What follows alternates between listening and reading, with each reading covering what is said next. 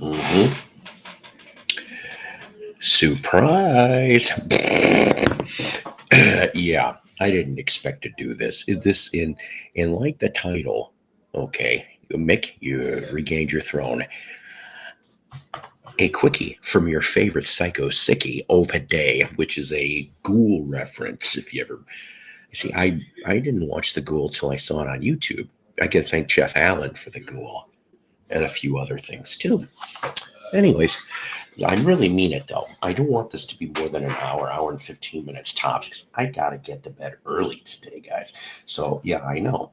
I didn't even alert the VC Justice League, so we're just doing this. We're winging it. I've got things to talk about that we didn't get to talk about yesterday, okay? Because that's on me. That's my fault, okay? And then, truthfully, I want to thank you guys yesterday. Honestly, I want to thank you. I have the best fucking audience in YouTube. I said fucking audience because you guys give me all kinds of music recommendations. All right. Psycho did homework early this evening. I did. And we're going to touch base on a couple of those bands that I went and listened to. And I was pleasantly surprised with most of them. Okay. So basically, that's going to be the whole gist of everything. And like I said, total just pop off here, you know. In case to the dozen people that are here now. Hi James, how you doing? Like I said, I didn't alert anybody. This was a last minute thing, so don't take offense. So if I just dropped about maybe it was an hour and a half ago, I don't remember, the new Jukebox from Hell episode 48, which is the 1991 self-titled debut from Mr. Bungle, which had Mike Patton, the lead singer of Faith No More.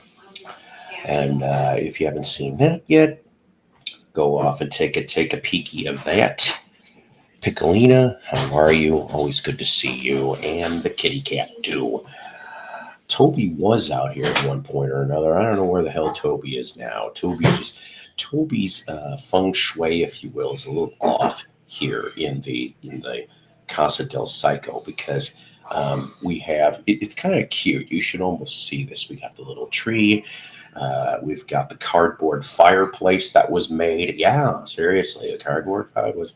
There's stockings hanging up already. You know, Christmas ho ho ho ho ho spirit is here in Casa del Psycho and fam. And hell, maybe, oh, I don't know. I'm not promising nothing. Maybe next Monday, or Christmas Eve. Maybe I can coax a brief appearance to my most extroverted son that I have.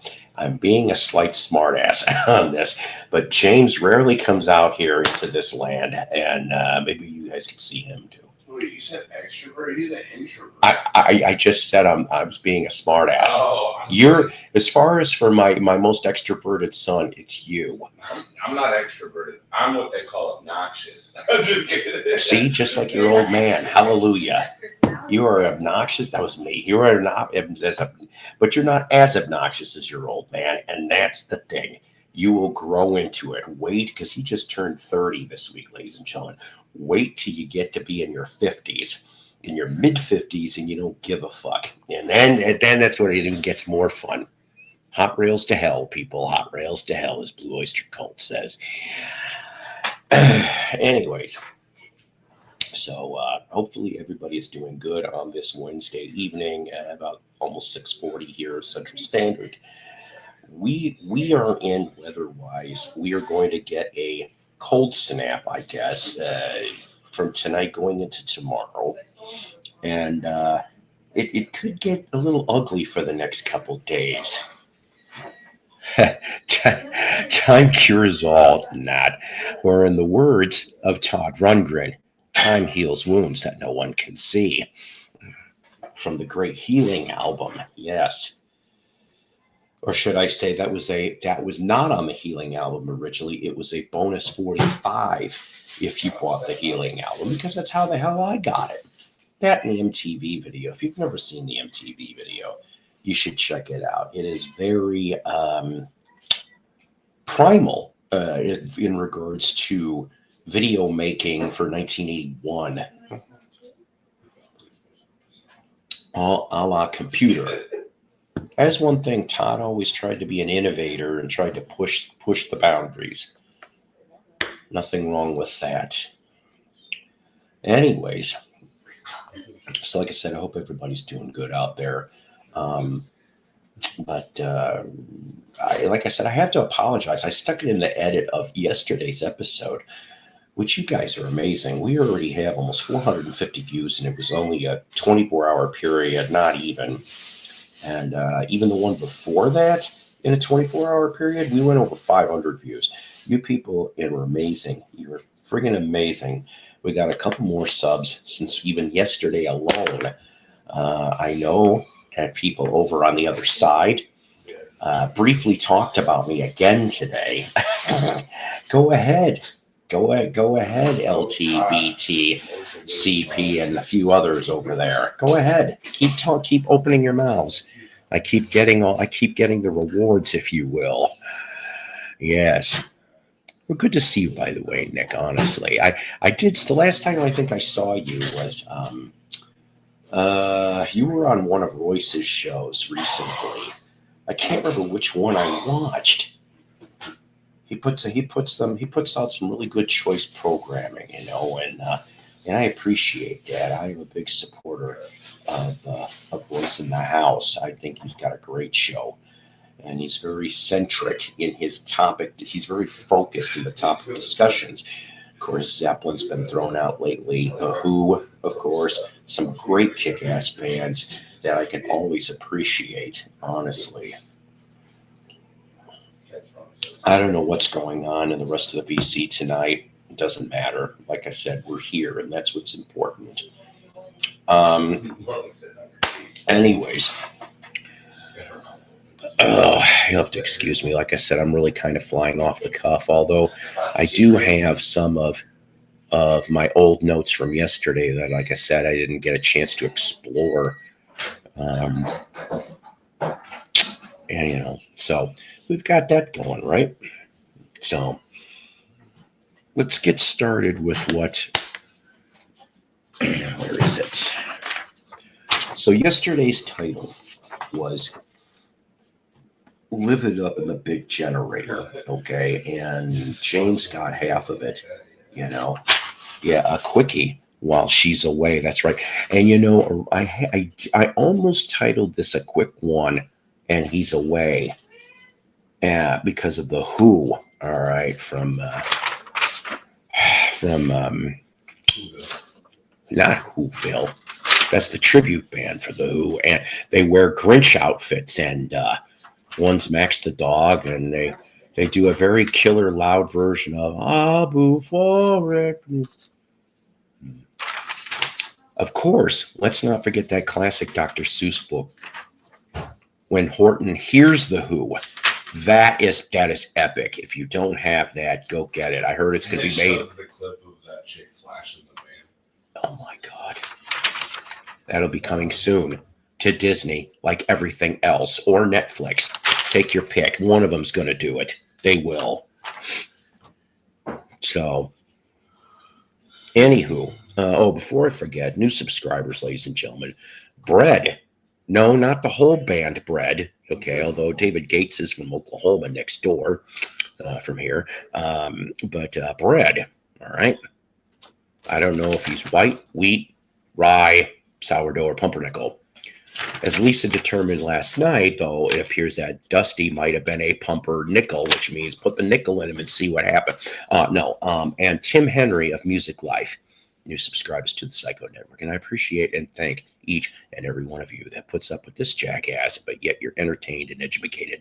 I said educated. So, Live It Up in the Big Generator from last night's episode. So, this is an album that I managed to pick up Hi, Tyler. How you doing? Good to see you here. You at work or you at home, my buddy? I did drop an invite just in case for anybody. Like I said, I didn't alert anybody today. This was just a fly on the seat of the pants bit. So, yeah. So I found this album a few days back, and the one thing about the Atlantic Records label, at least in the United States, is that you could find um, some decent albums that were made in '89 and '90. Okay, in the U.S. Now over in Europe, I've seen, I had that Leonard Skinner '91 that I showed you a long, long time ago, which was a West German press.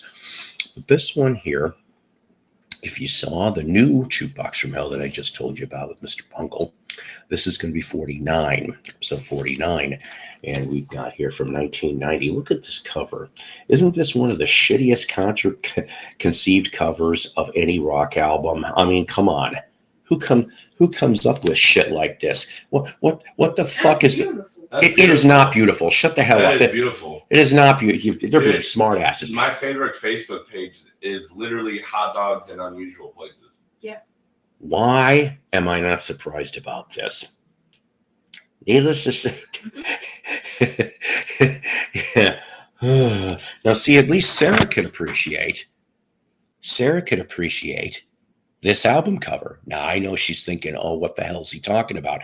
Very simple, because the fact of the matter is tomatoes are part of an ingredient of ketchup. And of course, we could put ketchup on hot dogs. Shit, you're stuck at work, sadly? Damn it. Anyways, we're good. We're glad to see you here. Yes, indeed, always. By the way, this woman puts on that's right. The password is wieners. But she put on a really great show this past week on Friday. And I did get to see some of your Monday, by the way. Of course, I love that you have the different topics and such, but most of the time I kind of feel a little ignorant in some of the subjects here, especially when it came to the no-fault divorce bit. When I ended up at the divorce, my second one, actually, I should say this, actually, in my first divorce, for a while, I ended up with my son, okay, which I'm so glad about. And then, of course, in the second marriage, it took a while, but I ended up with the kids also years later. But who cares, right? Sean, hey, listen, thanks for looking at that Mr. Bungle video and commenting on that too, along with shenanigans and a few others too. So live it up. All right, so I quickly jotted some things here. So this one here that I described, this is the Crosby, Stills, and Nash album that didn't even make gold. Now remember, this is June of 1990 we're talking about. In late 1988, they did the Crosby, Stills, Nash, and Young American Dream LP, which I'm not going to lie, other than the title track, I've never heard the rest of the album. But some people say it ain't that good either. So maybe I may need to explore that one down the line in a Jukebox from Hell segment. Thank you. You're too kind. And yeah, look at that. That's cute. Speaking of that, though, oh, there's Toby. Oh, Toby. Come here. Come here. Everyone missed you yesterday. Yes. So, excuse me now for my long-windedness. So, number 57 on the Billboard chart, though, all right? Only 300,000 copies were sold of this. Once again, this would inquire a silver. It was a silver record, because at least if they still made silver records in 1990, in the 70s, the 60s, 70s, and 80s, you could do that if you sold 250,000 copies or more. So this thing didn't even make gold, wasn't even close. Now, your guests on here, Joe Vitale, Bruce Hornsby shows up on a track. Roger McGuinn, of course, from the Byrds is also on a track. Peter Frampton, one of Beetle Babe's favorites. I'm going to get it for that one. What is a track? And Branford Marsalis, of all people, 2 tracks on there, okay? And others. So we'll talk about this one next week, but there's your front and there's your back. Very goofy ass cover. Even if some people that love pictures with hot dogs and things in the group there. I think they're busting my balls personally. I bet you there's no such fucking group. What are you talking about? About the hot dog group. Show them the group on Facebook. There really is a hot dog group on Facebook. Yeah, how do I go to pages I'm following? Oh boy. Just search it. Anyways, while he's doing that, James got this right, of course, if you're still in here. Yeah, see right here. September 1987, Yes's Big Generator. Back in the day when I was younger, some people would have called that my unit. Oh dear God, he wasn't lying. There's a Facebook here. Let me just scroll it down just so I just see the thing. Let me find a really good one. There we go. Oh my God.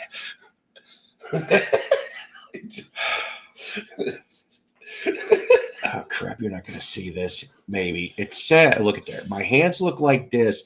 So here's can look like this. Yeah, but they stuck an E.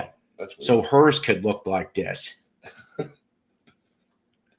So help me. Oh yes, back to my big unit, back from the 80s. Big Generator. The album from Yes. Here's the front. Here's the back. This one here on Atco. You're going to be looking at custom label for this one. Okay. This one. So big hit, Rhythm of Love. I love Rhythm of Love. That was fun. Not to be confused with the 1988 hit from the Scorpions, Rhythm of Love. Geez. All right. So number one on the mainstream rock charts, squeaked into the top 40 by number 40 on Billboard. Love Will Find a Way is the other big hit. Made it to 15 on the Billboard charts. Love Will Find a Way made it to number 30 on the Billboard charts. But get this though. When I was 3, it was the first time I'd farted in public. Well, are you sure? Are you sure it wasn't like right in the doctor's face when you were getting delivered, Randy? Come on. I probably did that. But chances are, though, the doc also slapped the wrong end. So when Trevor Rabin wrote the song Love Will Find a Way, he originally was going to give the song to Stevie Nicks, otherwise known as Steamy Nicks from South Park. So the thing is, why was he going to give the song to Stevie Nicks? Because Trevor Rabin and Stevie Nicks were doing each other, just like she did half of the rock community. She has more turns than a doorknob. Anyways, thankfully enough, drummer Alan White goes, no. We like this song. Let's us have it. So remember, I said September 87. So, of course, your lineup, of course, is John Anderson, Trevor Rabin, Tony Kaye, Chris Squire, and Alan White. And for a couple tracks, the Jimmy Zavala from the Eurythmics, actually, too, is on here. So that is Live It Up in the Big Generator. Hey, Oberheim, how are you over in Down Under? Glad to see you. Glad to see you again today. Yeah, you know, I have never. I shouldn't say ever. Okay, didn't Trevor Rabin start in a band that came out of South America called Rabbit? Am I right on this? Because for some reason that popped into my head. But I do need to explore his solo material. I know he's a really good guitarist, without a doubt. And Chris, this is the reason why I'm here, is because I soak up the useless musical facts like a sponge. Doing great today. Tomorrow's last day of work. How 2 weeks off? Holy shit. Well, enjoy and embrace. Hopefully you're going to do some. Is it going to be staycation or vacation? You're going to get to go explore out there? I certainly would if I had the money or the time. Be nice now, okay? Be nice. Be nice to him. And I'm going to say this. I don't know the past history, okay? Some people just whispered that there was past history with Chris. I don't know. Okay, I've only been doing these live streams for 3 years, And I've only been in the RG world, and Joe Mayo's world, and Richard Music Maniac's world. So if anything outside of those three, pretty much, I don't know. Staycation mode. And there's nothing wrong with that. I will say that for sure.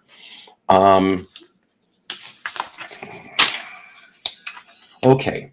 So you guys went off and recommended a bunch of Canadian music last night to me.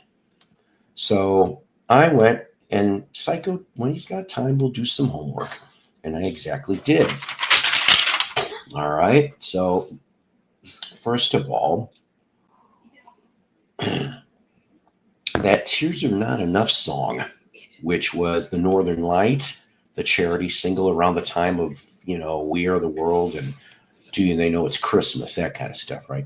Wasn't a real big fan of that thing, sorry to say. I really appreciate all the musicians that were in there. I saw the video.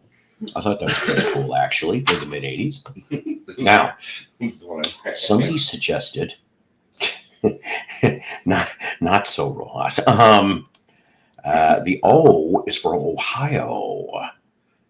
The password is Fredo from Ohio. From Parma. He's over day. Somebody suggested Wide Mouth Mason. First song that I heard, I only listened to one song from everybody. The first video I found. Smile, really good song. I really dig that song, honestly. So I'll be exploring them a lot more. Sheepdogs. Somebody suggested Sheepdogs to me. I Don't Know, which kind of sounds 60s-ish. They kind of got the spirit right pretty good of the era. I think that's pretty damn good, to be honest with you. Also, for anyone who's a fan of Phil Collins, Drummy will have a 2-hour interview. Oh, nice. Oh, that's going to be nice. Definitely. It's not easy being me. Thanks for taking up for me. In the words of ABBA, take a chance on me. Daddy Bob, Music Final Talk now rolls off my back. I sold all my albums, but I did keep Shut Down Volume 2 by the Beach Boys, first album I bought in '64. Nothing wrong with that. Everybody remembers their first album. Like I said, I even though I went to garage sales and stuff when I was a kid, like 5, 6 years old, and I talked about the box that I found years and years later that had the Monkees and Dave Clark 5 and Rolling Stones and a few other. And there might have been a Beatles too. I think I might have Meet the Beatles in there. So obviously, I really liked the '60s stuff back when I was a kid in the early '70s. But as far as I know, at least to my poor little memory, the first album that I think I ever bought was the Dick Clark's 20 Greatest, or that double LP, the Dick Clark, the old thing for 20 years, excuse me, the one that was on Buddha. That's how I got into 50s and 60s music, actually. I really appreciated the 50s music. And then I came across that there was a Ronco album that I told you guys about. It had a Wurlitzer jukebox. It was put out in the 70s, and it had an orange and yellow cover. And I found that damn album, and I was getting ready to go back to the store to buy it when the tornado hit here and destroyed the whole joint. So I'll have to obviously try to find that elsewhere. No,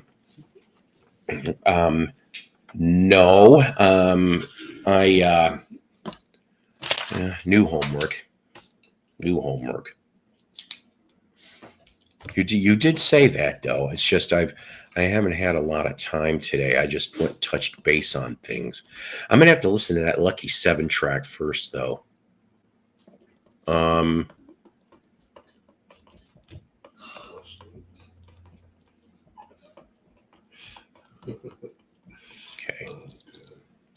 Anyways.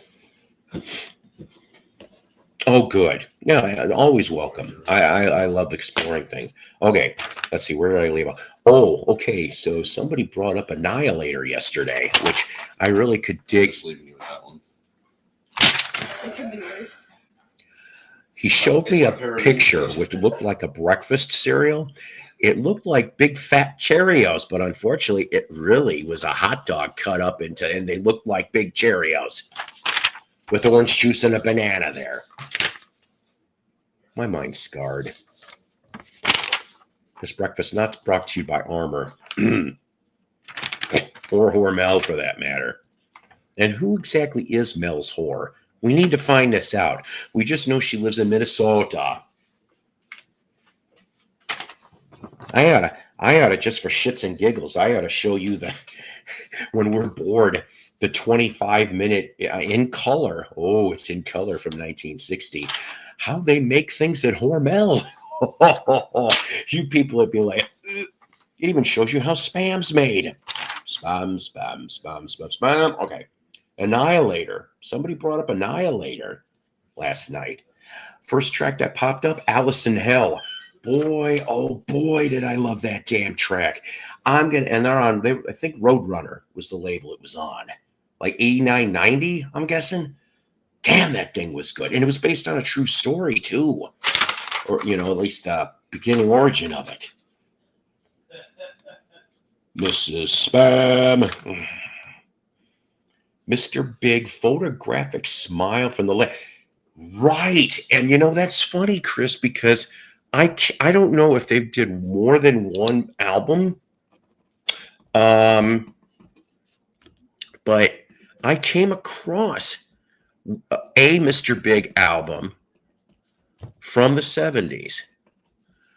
Another one that I tripped on, and it wasn't a bad band, was Legs Diamond, right around that same period. I managed to find one or two albums of them. Yeah, never eat Hormel chili. It'll make you poop lava for days. Remember that, John. Don't eat Hormel chili or it's going to make you poop lava for days. That's what Star Trekker says. And could you imagine, if Captain Kirk ate a whole can of Hormel chili? Captain Slug! Oh, my God! Spock! Bones! Get me the pep! Yeah, I know that was horrible. I don't care. Okay, so Alice in Hell from Annihilator. Big Sugar. Somebody brought up Big Sugar. Digging a Hole. I literally dug Digging a Hole, see? And that was kind of cool, too. I liked that band. Frozen Ghost. Somebody recommended Frozen Ghost. Should I See? Should I See? And another good one. And I did catch the first track to Whale Music from the Rio Statics. I'm not going to give an opinion yet. I mean, it sounds pleasant enough, but it had to do with a service gas station attendant or something. So, yes, now you're right about Mahogany Rush's Strange Universe. Okay, excellent album. Oh my God. So there's two concerts that I had tickets for, or getting ready to get tickets. And I was denied. Fate denied me. Okay. So the first one was Johnny Winter. I think I brought this story up before. It was going to be at the Harley dealership here in town. They had a decent sized stage. It was outdoor. It was summertime. Well, the dickhead neighbors from across the street decided to go to the city council. This was going to be in October of that year. I can't remember. It was a couple of years before Johnny died, okay? And the Kate brothers were going to be the next day, okay? And I didn't see the Kate brothers at that time. Now I've seen them twice. But so the tickets for Johnny Winter only went up for a week, and then they shot it down and closed it up. I'm like, oh, I was pissed. Because, the radio station was giving away tickets. So that was the first one. Second one was Frank Marino. Frank Marino was scheduled to be here next town over in Bentonville at a great little place that could hold about 300 or so, called the Meteor Guitar Gallery. Neat place. They do maybe about half a dozen concerts a year. The last concert that they did, I didn't get to go, though. Unfortunately, I had a commitment. Ian Moore was there. Ian Moore was there. I think in September. And then Anthony Gomez was there a couple weeks ago. He's great. Seen him twice. Yes, well, good thing you did, right? I think a lot of you people did. I will confess, I know who Dust is, power trio from the early 70s. I will put this down, though, because I don't remember if I've actually heard anything from that album. But that's where you end up with, I think, Kerner and Wise, your production people, and one of the future Ramones is in that band. You must hear Roadwork. It's a live album with Johnny Edgar and Rick Derringer. Okay. Thank you for the suggestions. And Edgar. But of course, they're all great in their own themselves, so this will be ought to be good, right? So when Frank Marino was coming, he was supposed to be there 2019. Jim, how you doing? So when he was supposed to be here 2019, he had I can't remember if it was heart related, but he was sick. He had to postpone the gig. The gig was postponed until April 2020. Well, all you people know what the hell went down around mid-March, at least in Arkansas. It was, I can remember to this day, I don't know why, March 12th, 1990 is when all the concerts stopped in Arkansas on March 12th, 2020. And because of the vid, all right? And that is what stopped him that time. Then he rescheduled again, still during the tough vid period. Then he scheduled again. That last reschedule, unfortunately, something went wrong with Frank. I still don't know what's wrong with Frank. He retired from the road, and so he no longer does concerts, and that's how I was denied from seeing Frank Marino. His 70s stuff is the best stuff. That trio he had, oh God, they were so good. They do a version of Tobacco Road that's 17 minutes. Jeez. Well, that is one of those songs, though, that I guess you could do that, right? What is it? Jimi Hendrix. That was one of the last things he did hours before he got murdered.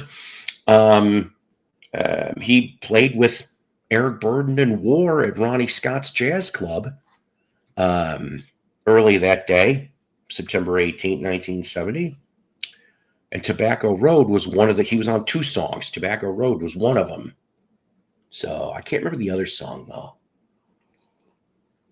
which that was recorded and probably on some bootlegs of Hendrix. Speaking of Eric Burden, though, one of the most disappointing concerts I ever went to. And I'm sorry to say that. I mean, the dude had a great history in the 60s and 70s. The Animals, for God's sakes. And they even came back in the 80s for a little while. The reunion stuff for IRS, which I still need to get those. Ark, and there's another one they did. But even his Eric Burden and War stuff, those two albums. Now, I can't remember if the mid-70s album if he got back together with War, or was that like leftovers from the early 70s with the War sessions.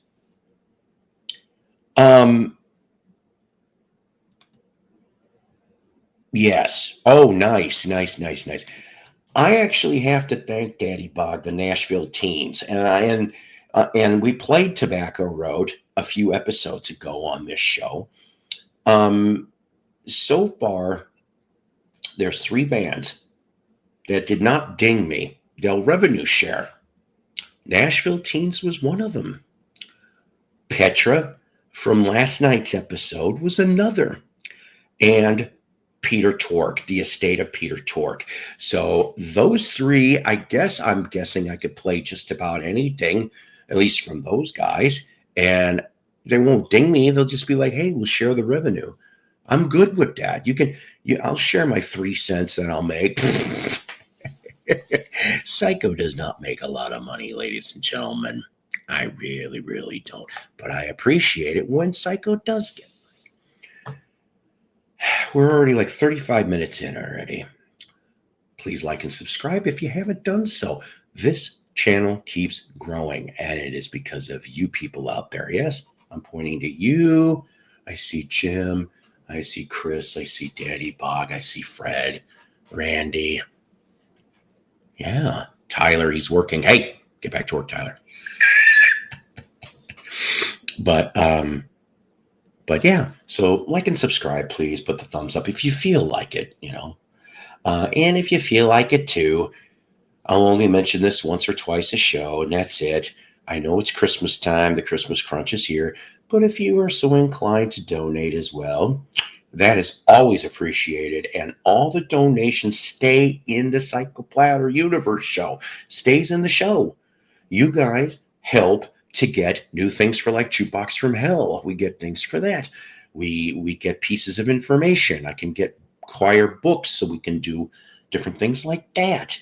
So on and so on and so on. So it's your kindness and your generosity and you putting up with this big fat obnoxious jackass is what helps get this channel to grow. No lie. My friend from Corning used to be a photographer, and he knew the Winter Brothers and he knew the Tubes. I love the Tubes, for God's sakes. I love the Winter Brothers too. But I love the Tubes. I really would love to go see. I'd love to go see Edgar. I know he was with Ringo Starr for a little while. You're too kind. You're too kind, Fred, because I know you donated before, but I appreciate it. Tons, oh, tons, oh, tons. You really don't know how much that means to me. I ended up, I'm just throwing this because I try, to help my family out when I can. And I can't remember if I mentioned this on the show last night, but the prayer chains I would like to keep continuing for my grandson, Benjamin, although he is doing very well. Thank you, Fred, for doing very well. He had the new trach tube put in, okay, and he's doing fine. So thank the good Lord, seriously for that. I'm hoping to see them sometime after the holidays. That would be nice. Yes, live to Nashville Teen Tobacco Road. The Nashville Trans. That is the Nashville bus drivers, is what that is. The stories he told. Well, I bet. God, who was it? Randy, you're too kind. Another one that's gone off and kindly donated here before. No, you're Santa. Ho, ho, ho. Yes, well, me and Mrs. C. I appreciate you much. Have you ever heard Edgar's first album, Entrance? It's real jazzy. See, you may think I'm full of shit, but I'm actually writing these down in my shitty handwriting. So, Edgar Winter's Entrance. I'm going to have a lot of homework to do over the holidays. No problem with that. See, this is the kind of homework I'd like. I remember when we were in high school and you always had that one fucking teacher, and it was always bullshit that they would assign a book report or you had to have a 10-page term paper. Wasn't that bullshit back then? There is special places in hell for teachers like that. David Johansen, New York Doll vocalist, did an Animals set on his live. Right. In fact, Sean, if I remember right, MTV played, I think, some medley. We Got to Get Out of This Place. My Life. Don't Let Me Down. Am I right? Don't bring me down. Yeah.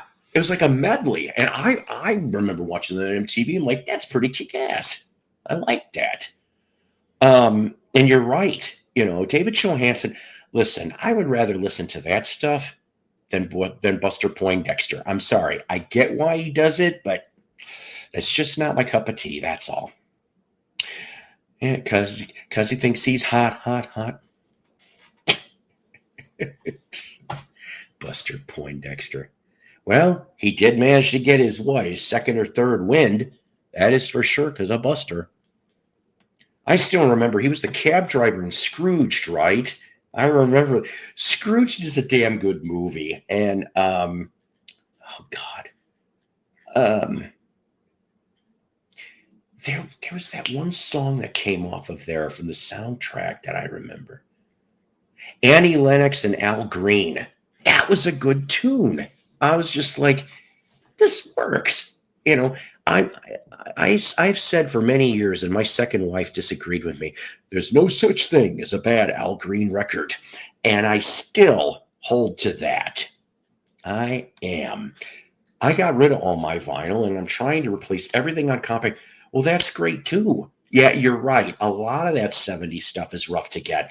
And for some of those no-name, I'm not saying that what you suggested is no-name bands. I mean, I've heard of them, so obviously there's some recognition in the music collector circles. But what I'm saying is that a lot of those type of bands, though, you maybe don't hold your breath on some of the stuff getting on CD. We do have to thank certain reissue labels that do like to invest when they can. Some of the labels won't even allow their shit to be licensed, which is just wrong. Either that or they will ask for a ridiculous fee. And let's face it, I'm a collector. I'm not a record label owner or businessman. Go to Millions of Records. CDs are cheap like 4 doll hairs. And I'll tell you something, right around this time, God, I should go over there. Oh, maybe tomorrow. No, tomorrow I won't. I don't know. I don't know if I'll do a show tomorrow. It depends. But maybe I might just go over to Vintage Stock tomorrow, because sometimes they'll put stuff down as low as 99 cents just to push it out. And I found some weird 99-cent stuff over the years there too. Most of it bad, but hey, it's worth it. I need to check out Millions of Records. I did about 3 years ago. It looked really interesting, but I never bought anything. Well, there's nothing wrong with window shopping and perusing. There's not. I'm writing down Millions of Records, though, just for my own sake, too. Speaking of, I got excited for nothing on the Amazon. Turned out it was, for some reason, it was a belated post that had to do with the Ivy anthology, which, of course, we already talked about. But it now appears, because somebody asked me in the Spock's Beard, heard the name. I really am not going to lie. I have not really listened to anything with Spock's Beard. Order a bunch, $19 shipping. Holy shit. Overseas. What is it? UK, Australia, Japan, Germany? What are we talking here? Jeez. Right on. I'm going to go over there and check that site out after this for sure. Well, please do. Maryland. Oh, UK. Okay, thanks, Randy. I need to find a cool site to find punk 7-inch bootlegs. Oh, that'd be fun. I'm not going to lie. In the handful of bootlegs that I've ever come across, I don't think I ever came across any punk bootlegs. Mostly classic rock. Yeah, mostly. Maybe hard rock too. Maybe the occasional heavy metal. Like the one let's see, what was it? The ones I saw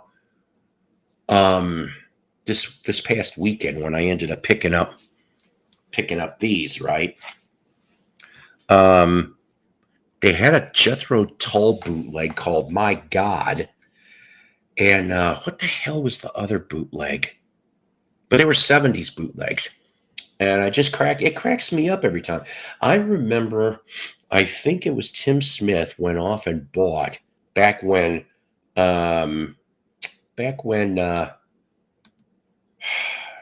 Price Books had an outlet store in Rockford, Illinois. They no longer do. They closed it down while I was gone, which was really depressing.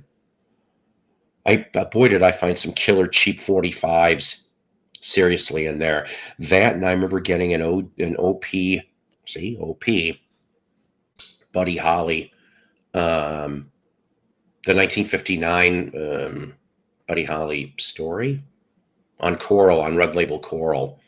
I was very happy to find that, and in nice shape too.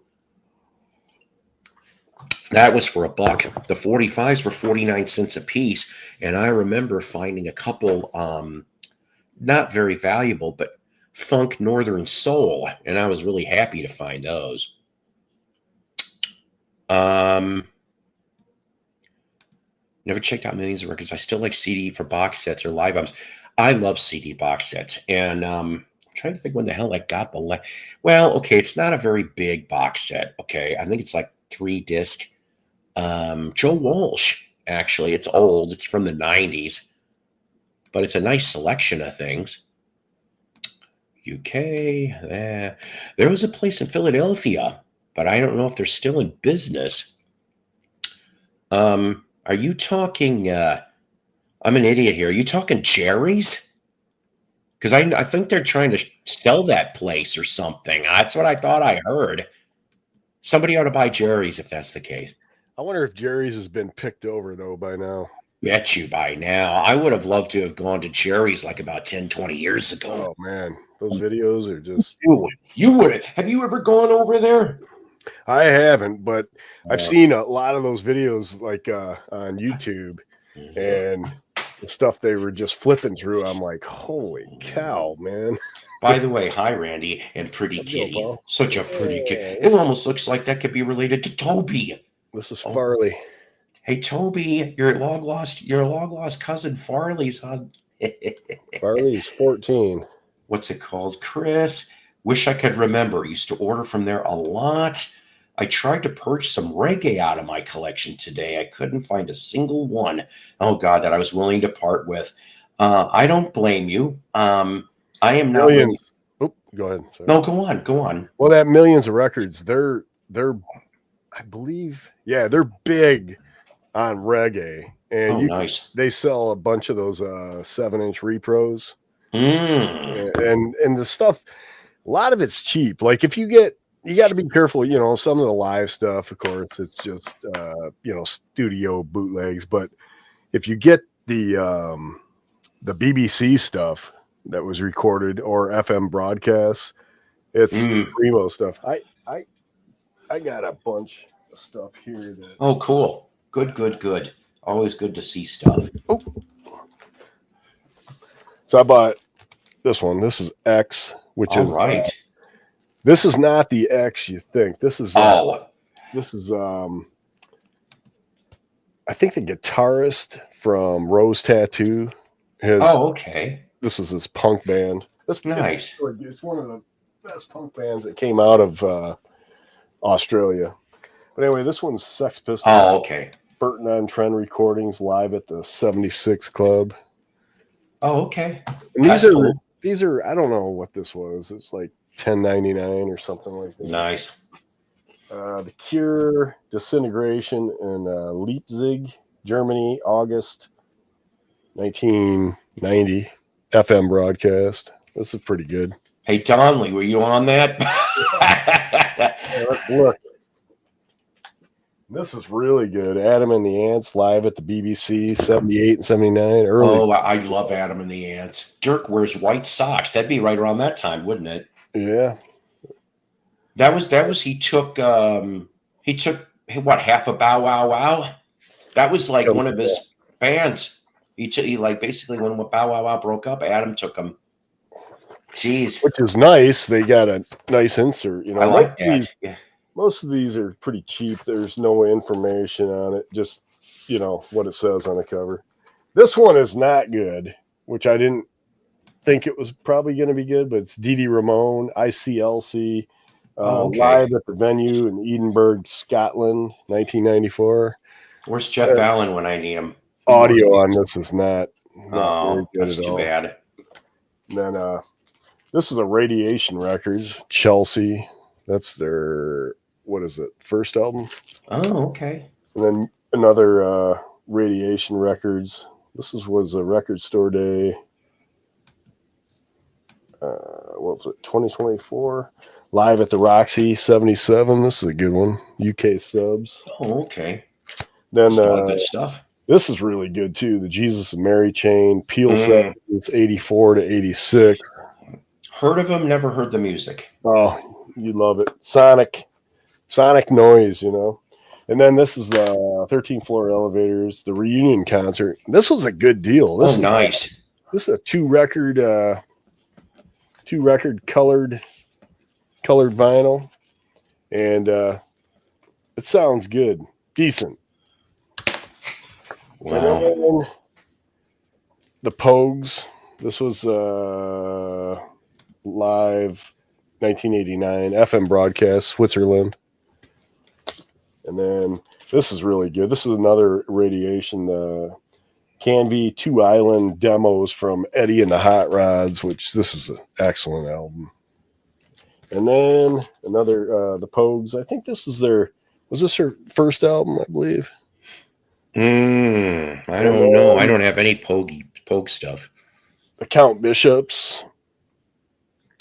That was her first record. And then I got this Cramps, All Aboard the Drug Train. Oh, okay. And this isn't too bad. I mean, a lot of these Cramps bootlegs are, the music is kind of drowned out by the vocals. Oh, you know, that's too bad. Isn't too bad because he's got a great voice. But I like to hear the drums. You know. Yeah, my friend Donna Joe Cat Lady, she's a huge Cramps fan. So yeah. Yeah. Speaking of 13th. Boy, I'll tell you, one of my favorite songs. I'm still trying to explore, but let's take at least a somewhat semi listen to it. Oh yeah, keister everywhere.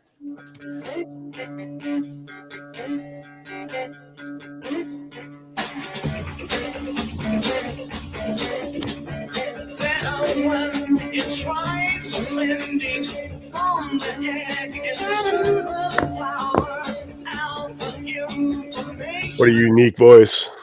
No kidding. I think that's what drew me in. Yeah. With that electric jug in the background. Like I said, when I first heard that, I'm like, what the hell is making that noise? And then I saw a black and white performance clip of You Won't Miss Me. Yeah. And that's when I saw the jug and I'm going light bulb. I'm like, crazy. Crap. Yeah. I mean, that was their thing. Sometimes it was overused a little bit, you know. You Can Vomit Records, ladies and gentlemen. Yeah, You Can Vomit. That's a good one.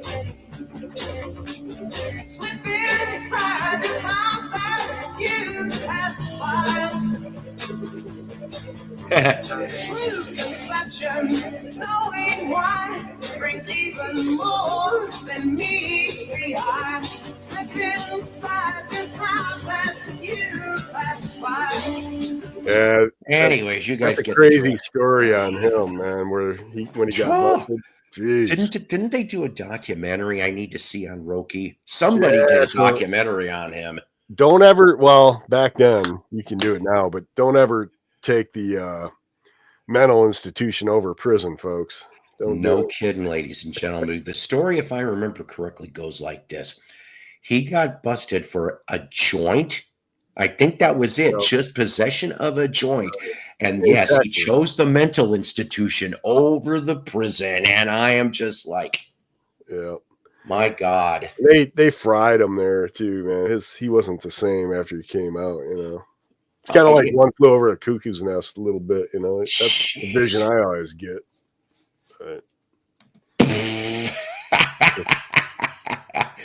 I'm so baller. Hey, Dusty, how are you? Mr. Pumpernickel, ladies and gentlemen. 108 people watching. Rob pretends to talk about jazz music. Oh, boy. Evening Dust. Sad what they did to the third 13th Floor Elevators is really good, too. Roky has a great track on that album as well. Yep. Burn the Flame is a great Roky song. I was surprised with this reunion tour. How What good he year sounded. was that? 84, I think. I had a feeling it was 80s. I just couldn't quite remember. He sounded like Rocky, you know. I mean, it was Nice. 84 August. It was in Texas. I'm surprised he stayed in Texas after all that crap, you know. Yeah, no kidding. I'm Kind of like John Sinclair, you know, out of Detroit. He got busted geez. for that one joint. Yeah. He moved to where'd he move to? Amsterdam, I think. Hell, see, there you go. Then he didn't have to worry about it anymore. Right. He could just go smoke all he wants. I'm trying. I came across. I don't know if I still have it or I sold it. Roky and the Aliens. Yeah. I had an album, and then I found this other goofy album in a dollar box somewhere, and it was an import. Oh, what the hell? It was a goofy looking cover. It was on CBS. And I was like, but it had half a Credence, like, you know, talking late 70s. Oh, wow.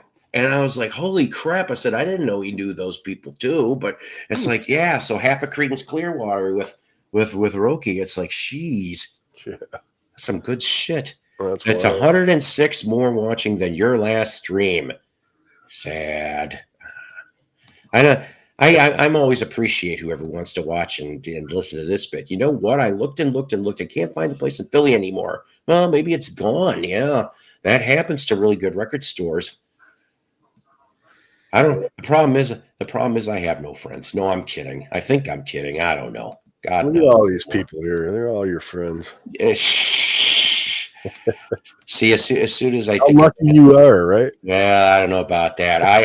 As soon as you said that, for some reason, Moby Grape came into my head. Just you're playing that song, my friends. Yeah. Hey, Lisa, how you doing? There's another tragic story, right? I thought they were doing the tragic story of Groovy Lisa. Next on Behind the Music. Speaking of tragic stories, how you doing, Lisa? No, people would watch a Groovy Lisa's documentary over another certain person's documentary any day of the week. Yeah. Fred only when he's making a fool of himself. Well, I make a fool of myself every day here. Randy being good, or is he? Nah. Yeah. Me and Lisa are used to playing to large crowds of 10. Well, I'm a tragic. Oh, stop. I was teasing. You two love each other. Can't you see that?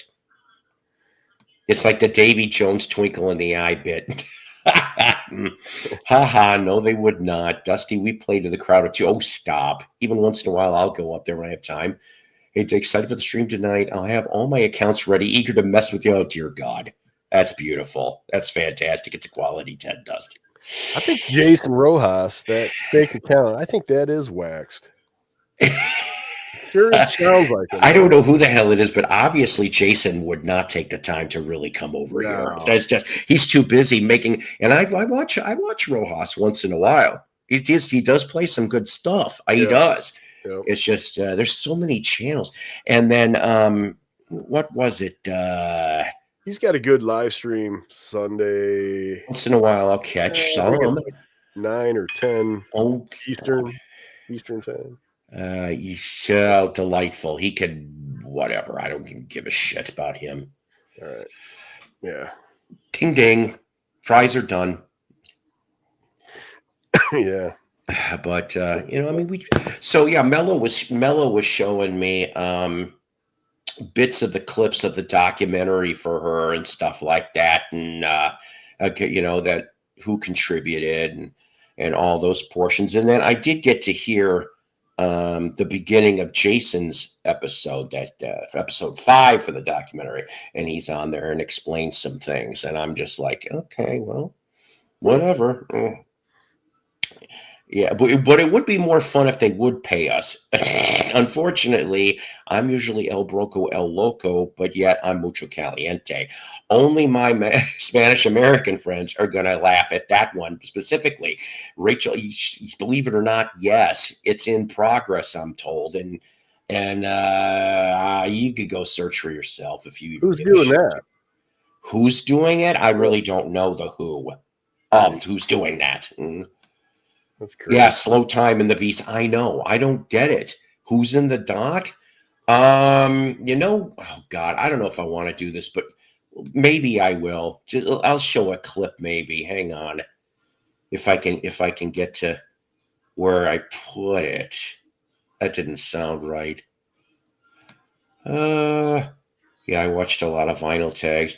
I watched an interesting video on Helmet today too. I'm gonna have to look into them. Helmet. Yeah. That was the 90s, right? Yeah. You know what? Truthfully, I'll look for that in a little bit. But you know what, ladies and gentlemen?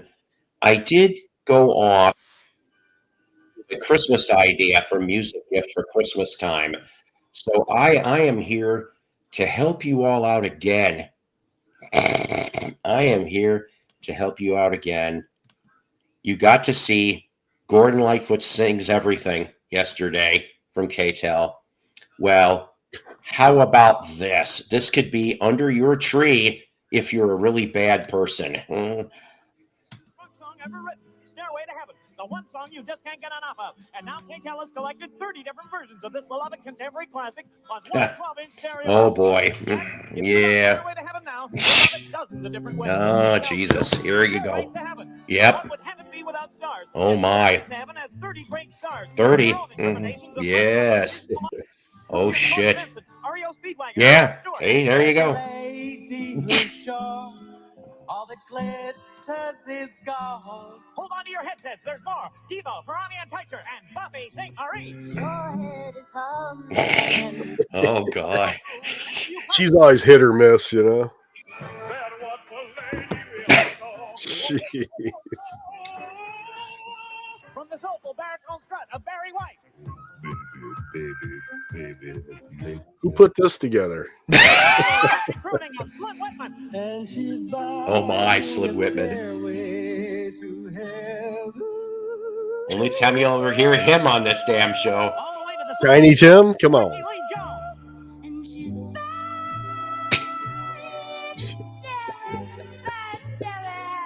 She must have sang this after Chucky broke up with her. Oh, fuck the five neat guys.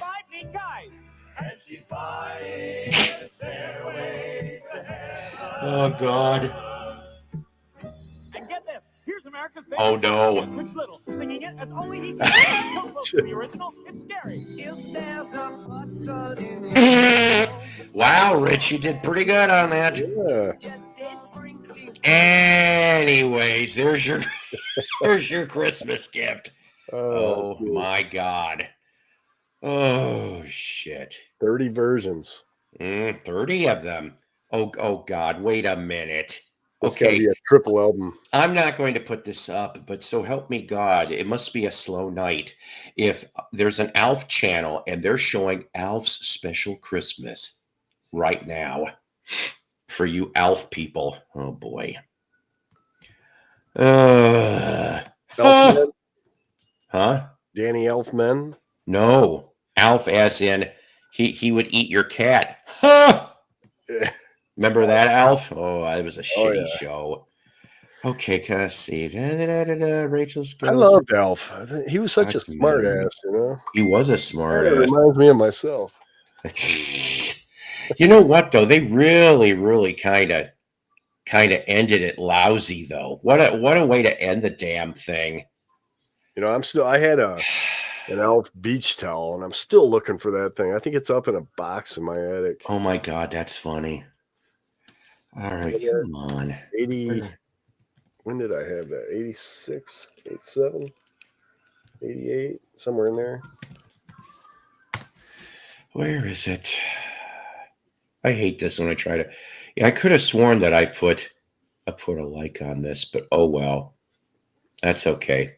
I'll find it down the line. But yes, somebody is doing a doc on our least favorite person in the in the VC. Have you heard? Yeah. Oh yes. Okay. Now the Sabbath stuff. No, I did hear Led Zeppelin done as a 50s group, which that cracked me up to no end though. but I was just like, okay, I'm just picturing like the way they looked. It looks like it could be a clean cut doo-wop group, and I'm just like, I'm like, that's great. Yes, that's right. Barry White got you laid and pregnant. If Barry White ever got you in the VC laid and pregnant, you may be entitled to compensation. Al Stewart, always find him at the thrift store. And you know what? Al Stewart did do some good albums. I got to meet that guy once. Really nice, laid back guy. His manager was just as cheeky as Al was. He was telling me stories behind the album cover stories. Like there's an album called Present Tense, which it shows a limo and in like a castle mansion. I wish I had the cover in front of me. Maybe I can come up with a photograph so I can show you guys better. But it was I got one of them, but I think his early album, maybe his first, features Jimmy Page on guitar on that. You are correct. That's right. On the UK stuff, UK Columbia. Let's see. No, that's not the damn album. No, Modern Times. I'm sorry. I'm so screwed up on that. There we go. Let's see if I can show this so that I could give you guys an idea.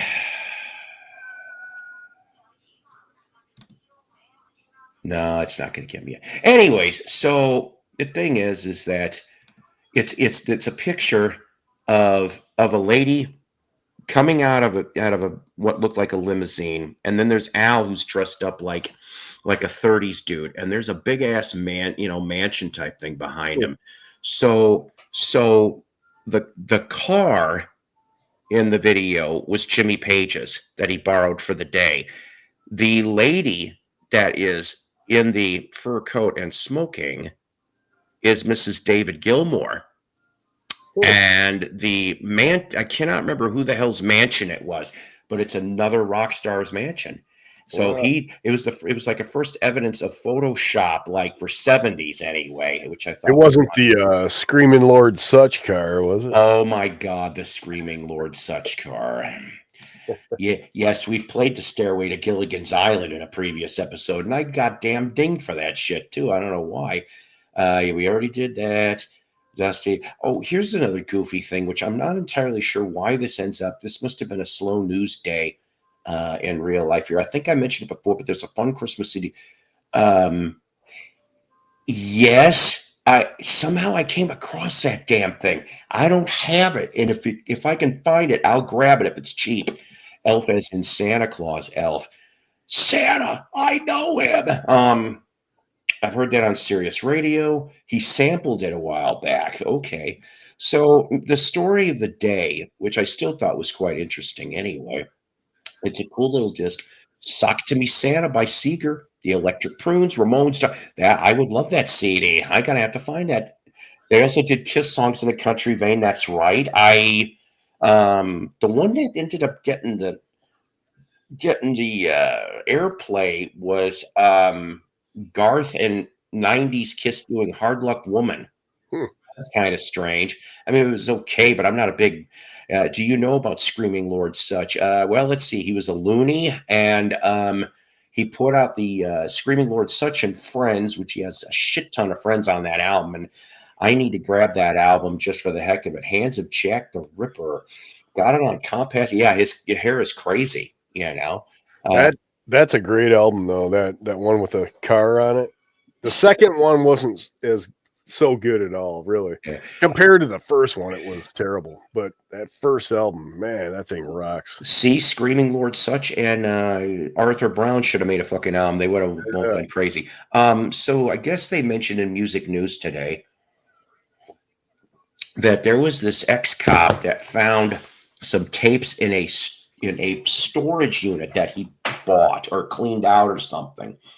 And it turned out that the 12 tracks that were on this tape were Michael Jackson Unreleased from 89 to 91. One of the tracks, get this, one of the tracks was a collaboration between Michael and LL Cool J called Truth of Youth. Wow. Yeah, but I did catch a different article, which was a little longer. Supposedly, the whoever controls the Michael Jackson estate said, "Yeah, we checked the vault and we have all the stuff." Well, then because I was bored, I went and I looked, and there was a way to find out because that the estate goes off and says that there's 1 to 2,000 unreleased songs, some of them going back to Jackson 5 era, unreleased Michael. Why aren't they releasing the stuff then? That I don't damn I understand think it they would be myself. cashing in on that stuff, you know. You'd think so. There'd be shit tons of money on all this, right? Yeah. And but here's the thing. When I started looking, I didn't go through it's alphabetized A to Z, okay? And then they explain when and where and whatever. But I could tell when I looked down the list, there was 4 instances where people found DAT tapes of those sessions, and I'm going, who the hell's leaking the shit? Yeah. That's what for back then, because Right. DAT obviously is not a big format now. I remember 25 years ago when everybody in the radio station thought DAT was going to be the big thing. I still have one sitting around somewhere, and I don't even remember what the hell's on it. But yeah, all these little these tapes and the DAT tapes were leaked, and some of the stuff, and I'm just going, somebody didn't have any good damn security over their product, at least at times. There's here in Ann Arbor, there's a venue called Blind Pig, and whoever worked the sound there years ago I heard this from PJ's Records here in Ann Arbor before they closed up. The 2 brothers, one of them was telling me that he knew somebody that had all these tapes, you know, just tons and tons of reels of tapes of all these bands that came through Blind Pig, and he just had them, you know, in a closet in boxes. And what the somebody hell? could put them out, man, you know, or get somebody to put them out. You know? Okay, the only story that I have, and speaking of, it involved a record store.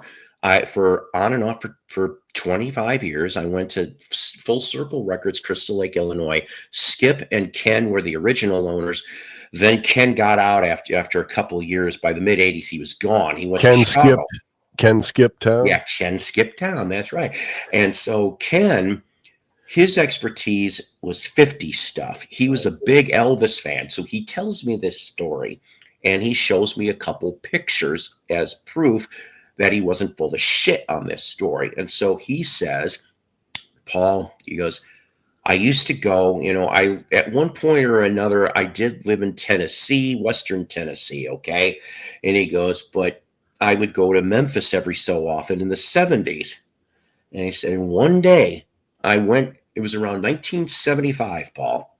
He goes, it was like 2 o'clock in the morning, trash day. He found out when on Elvis Presley Boulevard, or whatever the name of it was called, was trash day. And it was put out to the curb. As we all know, anything that supposedly back then was brought on the curb, it was fair game. And he went through the damn trash. And he's like, Paul, he goes, I found, and I have 7 one-sided 78s. 6 are playable, one's got a crack. And I'm like, and he goes, all white labels with you know, written writing on them. And he goes, now, Paul, he goes, I've been collecting Elvis for like 20 plus years. None of this stuff.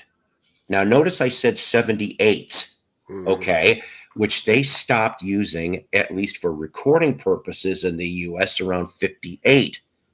So that, I mean, Chess and the Chicago labels were even cranking them out to 60, but those are ones to really tough to find. Wow. So 58 is the general bit. So just imagine finding, I'm assuming RCA outtakes, from 55 to 58, and they're in the garbage. Why the hell are they in the damn garbage? Grabs them up. I saw photographs. I wish I could tell you the name of the songs. He ended up another day, he came in. And he goes, now, Paul, he goes, This is the tape that I sent to RCA, a copy of it. And he only put on purpose 15-second bit of those 6 songs that he could do, Right. and sent it to RCA. And it wasn't right after he died. This was about 79, 80.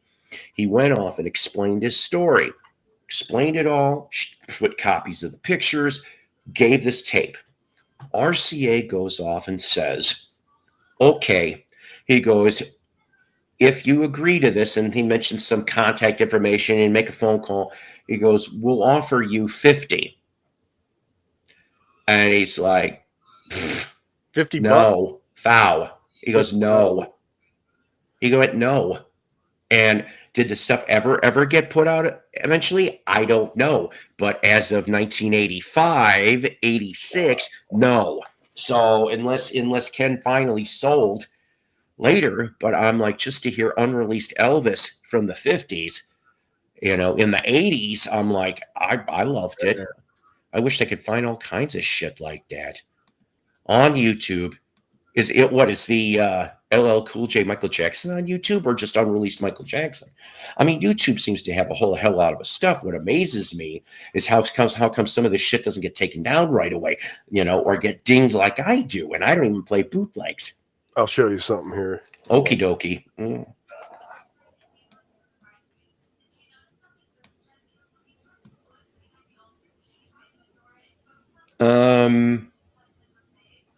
That's a good question. I'm guessing his family, his kids, is my guess. Didn't a janitor pull a bunch of Elvis demos from the garbage at Sun Records like 20 years ago? I don't know that story. I don't. But I will tell you that I remember somebody down in Louisiana went to an auction, a storage auction, and purchased a filing cabinet. Turned out now this was a story from the early 80s. The filing cabinet at one point or another, and why the hell it was down in New Orleans, we don't know. But the filing cabinet belonged to Vernon Presley. Now, supposedly there was some tapes in that damn filing cabinet. Whether or not that stuff ever got released, we don't know, and we don't know who bought the filing cabinet. So there still could be stuff that's just sitting. Ooh, let's see what you got here. You guys know this album, Sop with Camel? Oh, yes. I only have like a 45 or 2. That's all I have from Sop with. So, Kama Sutra, right? Yep, that's the album. But check this out. Is that the one with Hello, Hello? Yep. Hello, Okay. hello. And check this out. Here's a lacquer. Ooh. That album. Oh, look at that. Holy shit. Bell sound. This thing stinks, But Really? yeah, it smells just like Oh. lacquer. Oh, yeah, it's a good album. But anyway, this thing's like, I don't know, 400 grams maybe, Wow. But yeah. And it's on the Bell Damn. label. They had what's that one? But anyway, I found this on eBay Yeah. years back, and I think it was like $25, and I'm like, I'm picking that up, I would have too. You betcha. It's got the original sleeve and transcode. But Damn. that was pretty cool. That's some sweet stuff. I've never seen it on Discogs. Nobody has it listed, so maybe I'll You might just have a one-of-a-kind thing there. Yeah, I don't know. It's nice to have. Anytime I ever come across, a story like yours, nice. I still remember that story from a few years ago about finding, what was it? It was an acetate of Velvet Underground with Nico. Oh, geez. Or was it just Velvet Underground? It was Scepter Records demo from '66. And the dude found it like for a quarter in New York in a church rummage room. I'm like, what the hell? Now, I don't know if that ever came out, because this story is at least a couple of years old. But I'm just like, you just never damn know what you're going to find. Back then, you never know what they pulled out of these sales, I could just imagine, like some of that Northern Soul and then the Garage. Psych. I mean, Oh, after that era passed, and that stuff was like unwanted, except for the collectors that soon found it afterwards. Acrylic Prism. Remember that name? Me and my friends from West Virginia recorded a lot over 30 years. I'll be dead when it's rediscovered. I wonder if he knows Topper. Remember Topper? Oh my God, yeah, isn't he gone now, unfortunately? Yeah, he passed away. He had a damn good channel, Topper. I would comment once in a while on his stuff. When did he pass away? He passed away February. Right, Sean, thank you. Yeah, he remembers hearing that too. You just never know, guys. It gives you hope. It gives you hope out there that you still may find that diamond in the rough or that needle in the haystack. I mean, jeez, I don't know. I don't know what to tell you. It's just, it blows my mind. Yeah, you just got to keep doing it. You got to keep digging. Oh yeah, and speaking of master tapes that got found, I didn't get to finish this story, but the pre-order, and it was accepted for the 1974 50th anniversary Badfinger Head First LP. There must be a delay because now they don't know when it's getting shipped. Because it was supposed to be shipped on the 13th. So help me God, if there's some legal bullshit that's holding it up, But see, when it came out on CD and on Snapper in 2000, I mean, the story goes that Warner Brothers accepted the LP, but obviously they couldn't do anything about it due to the Stan Polly bullshit because of the money they got robbed out of the escrow account. I mean, it was a big mess. I don't know if that thing ever would have damn been released, but it's too bad. Yeah, it is sad he passed away. I thought Topper had a great channel. Yeah. Lisa, why don't you reply? No reply. I do like your avatar though. I'm trying to figure out what the heck that is exactly. Looks like a Muppet or a puppet or whatever, Like that HR Puffin stuff or something. HR Puffin stuff. Yeah, you had to. You know what? Not only do those writers have to have a lot of high grade weed and acid when they were writing that shit, so did the actors and actresses. A lot of weed back then, man. I'll tell you this much. And I do like collecting bubblegum stuff. Okay, that's another one of my. I like all kinds of genre, but I love bubblegum. Yes, I don't know if you're talking to Randy or me, but I will be on Christmas Eve and Christmas, even if they're short streams. But yeah, I'll do it both days. What the hell? Oh, stop. We try around here, people. We try. But I remember I was going to go back and get the damn thing. And of course it was gone. That's always a story for us record collectors. But I never found another copy of this since. It was on Capitol Records, the Bugaloos. I could not believe I found that damn album, and I'm going, that show was a little fucked up too. And I'm just like, anything Marty said, I'm like, Bugaloos, holy shit. But I can't remember how much he wanted for it. But I want to say it was like 30, $40. I have a bunch of those. What was that one album? Friends? I need to put that stuff together, because I got to alphabetize and I can't remember the names of those. Lidsville. Bugaloos. Charles Nelson Riley. Mary Lidsville. I love Charles Nelson Riley. So that Bugaloos, what'd that cover look like? It was them flying in the air. Yeah. Yeah. I'm surprised Capitol did it. I was just like, okay. But yeah, it's like that one and the Lancelot Link album. Now, my buddy, he found it like dirt ass cheap. I think it was a bootleg or something, but he's got all the episodes of Lancelot Link. And they're on DVD, and it's the bonus disc is the LP. It's a rip from the LP, and I'm going, oh my God, now I get to hear all this shit. Yeah. Oh God, I didn't even get dinged when I played Lancelot. That surprised me. Maybe you and I could have Christmas together since we'll both be alone. Merry Christmas to you. Yeah, see, she's just reading the comments, so yes. Yeah. Oh, there's got to be over turkey and pumpkin pie. Now I want some turkey and pumpkin pie. A lot of that bubblegum stuff is pretty good. Yeah. I mean, what was it? I remember, like I said, there's a great book out there, people, and Ken Sharp. He's written a lot of good books. I still need to get his Cheap Trick book that he wrote on them, but it's called Bubblegum is the Naked Truth, and he explores a lot of the bubblegum genre and the one-off bands and the other things, like another one that sort of was bubblegummy a little bit. I'm looking for, and I only got the 45. It took me a while to find Peppermint Trolley. Oh yeah, Peppermint Trolley Company. I got that album. Which I'm going to play this anyway because this was one of the last songs that I remember playing for my wife before she died, because I tripped on this thing, and I said, honey, I'm like, you kind of need to listen to this. Now, I'm going to play, and I don't know where this TV show appearance is. They did do one. Now, was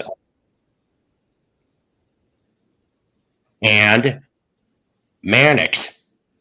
So they were around for a little while anyway.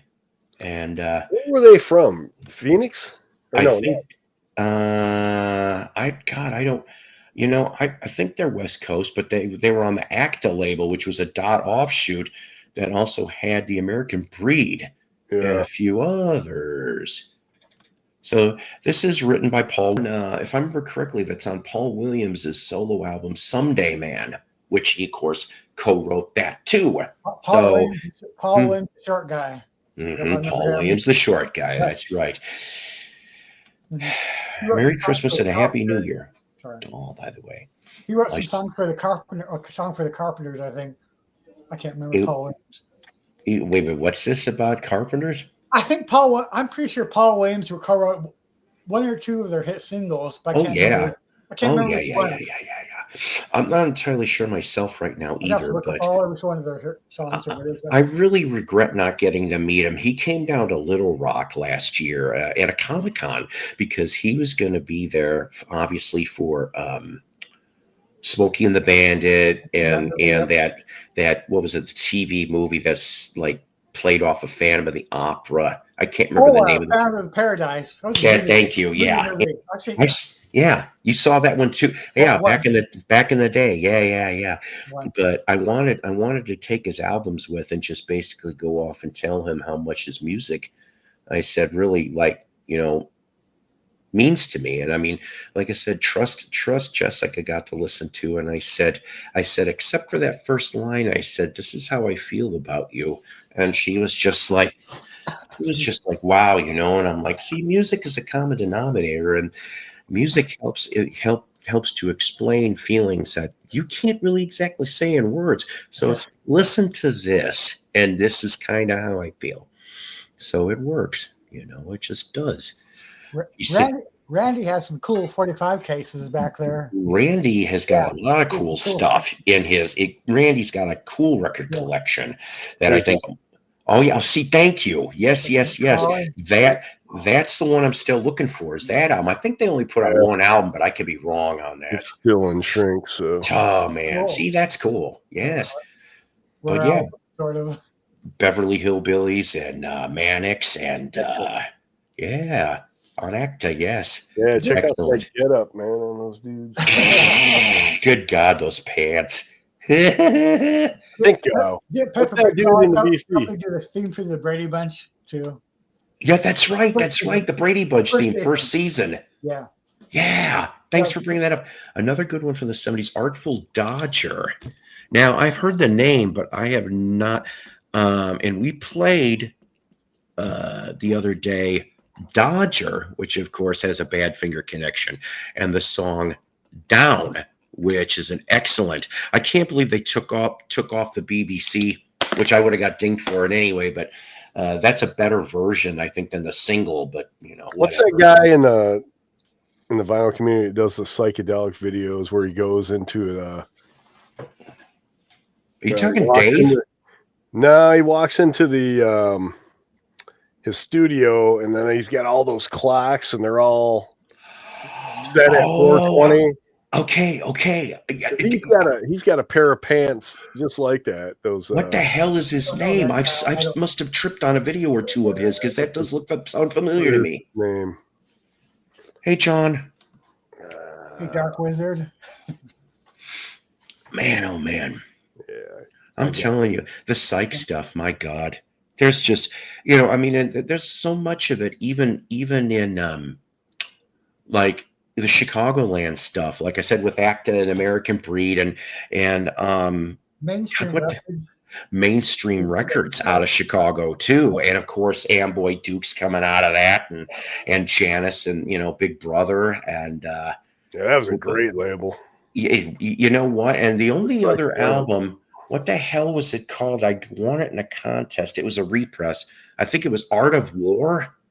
I don't know if I'm getting that right, but it was a good album. It was a good album. It originally was on Mainstream, and it was on red vinyl. They pressed it, and I'm like, wow. I said I could have dug this too. I mean, but Mainstream was mostly known as a jazz label. Just like with Saul Zaentz and Fantasy. Yep. They were known as a jazz label and I still would like to know how the hell that he thought, oh, Creedence, Gollywog's Creedence, huh? He goes, I could stop making these Vince Guaraldi and Earl Papa Hines represses. I got something new.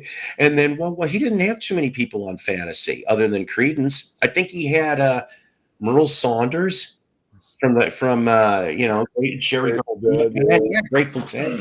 He didn't have too many people on that damn label. At least after Saul died, the kids were smart. They're like, well, we're not giving you your publishing back, but we're going to give you royalties. And I am like, took them long enough, but at least it, What's up, Dave? Hey, Not much. the Perfume Garden is that VC channel is where he goes. I'll write that down just in case I haven't subbed to him, but I think I am. Man. I don't think the channel name is that, but that's where he goes into that Perfume studio, Garden. and he goes into that psychedelic. Man, what is his name? Oh, was it Cosmic Brian? That's what she's wondering. No. Yeah, I know who he is, Cosmic Brian. Hold on, let me. Psych Derek? No. No, Psych Derek is too. A lot of psych people, a lot of trippy people. Crack the Sky. Now I'm looking for a John Palumbo solo album around 1979-80 because Joey Milan and Tom Evans sing background on a bunch of tracks on that album. So there's your Badfinger Crack the Sky connection. Richard James. Well, Richard James, I'll tell you something. I'm only going to be on for a few more minutes, Okay. but Kimba's saying Rick Strange. Yeah, Rick Strange. That's it. Oh, Thank you, Kimba wins. Mm-hmm. Got it. Rick Strange. Rick Strange. Never heard of that channel till now. Yeah. And it's STRANGE. Awesome. I'll double check that. He was pretty close to Topper. I remember when Topper passed away, he was pretty. Oh God, really? He did tribute. He was pretty upset about it. I don't blame him. I mean, it's like, Lord forbid I ever pass. It'd be like, who the hell's this jackass? But no, I told my kids, I did instruct them.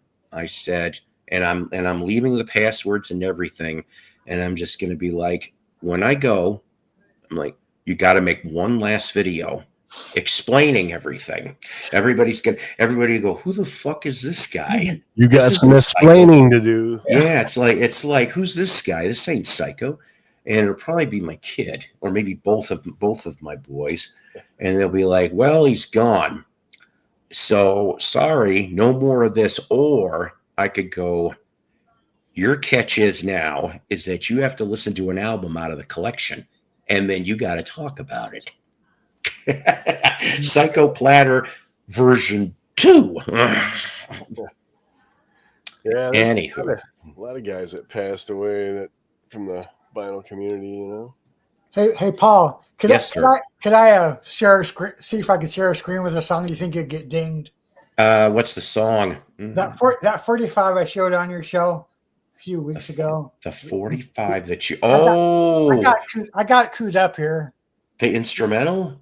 Yeah, the Green Mosquito. Try it. I don't care. That's fine. Because that's gonna be the last thing we'll do, and then I'm gonna have to wrap this up. Okay, hold on. Present share screen. Da-da. Don't fuck it up, Dave. I have done this one time, at least one time. Damn, it's not. What year is it? Shit, it's freezing. I got. Okay, just a second. Here it is. Select a tab to share. Let's hear it. My computer's being slow. Damn it. There you go, Chris. That's the spirit. Chew on the album at the end as a tribute. Oh shit. Oh, here we go. So yeah, chewing on a Dynaflex wouldn't have worked very well.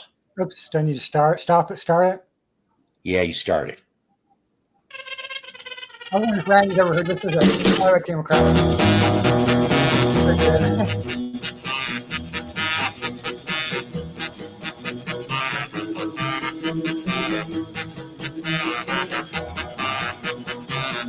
Yeah, kind of do, don't they?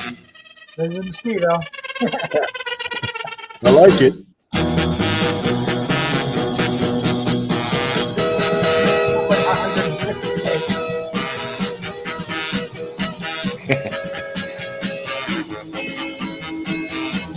Where'd you find this?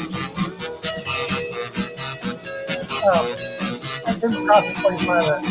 That's a hamster here. Cool.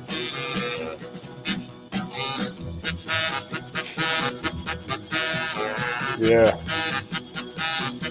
I like the mosquito sounds, you know?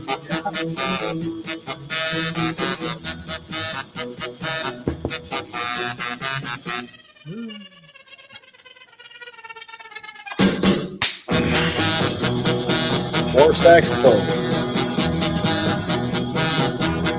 Yes.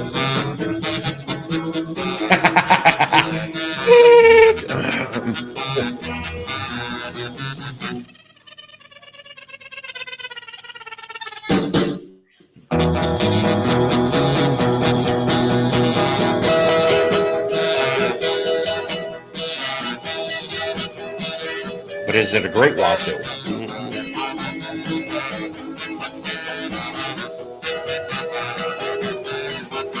What's it, 57, 58, 59, Right now. 58? There's a lot of fun things on that label or on that time frame. I've got some soul stuff, and not just Mark Johnson. I've got some other things I found over the years.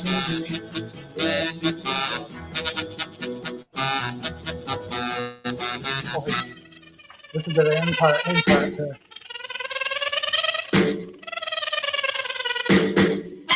Just go. Oh boy. And just remember, only here can you go off and hear about green mosquitoes, okay, some dead wax, some Davy, all right, and everybody else here in this lovely little audience. But let's not forget that this is Psycho's Platters is a Love Peace production